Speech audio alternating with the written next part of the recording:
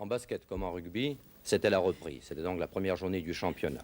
Il faut noter la performance de Caen, désormais entraîné par Jean Gall, l'ex-entraîneur de Berck. Caen a battu Orthez par 32 points d'écart. Antibes a battu Le Mans par 198, 2 petits points d'écart.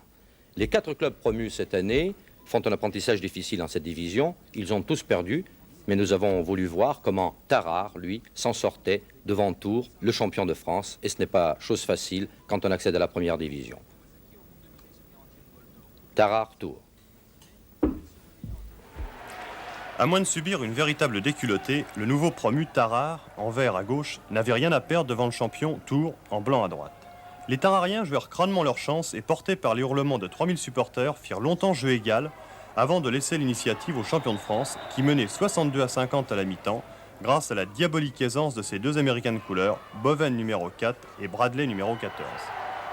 Du côté de Tarare, il manquait un petit peu de réussite pour exploiter les moments de flottement de la défense de Tours qui se cherche encore en ce début de championnat, mais en contre-attaque, on ne voit guère comment s'opposer à Boven, insolent de facilité.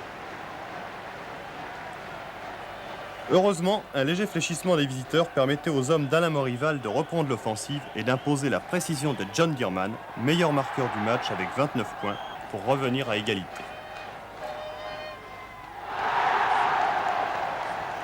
« 76 partout. Mais le métier et surtout la puissance des Tourangeaux commençaient à se faire sentir face à une formation très jeune, Girard n'a que 17 ans, qui ne possède pas un effectif opérationnel suffisant pour maintenir le même rythme jusqu'à la fin. 12 points d'avance pour Tours après ce panier de Bradley. Dans les dernières secondes, une interception de Tarare permettait de marquer le dernier panier pour finir à 10 points de Tours, 98 à 108. Tout le monde est satisfait.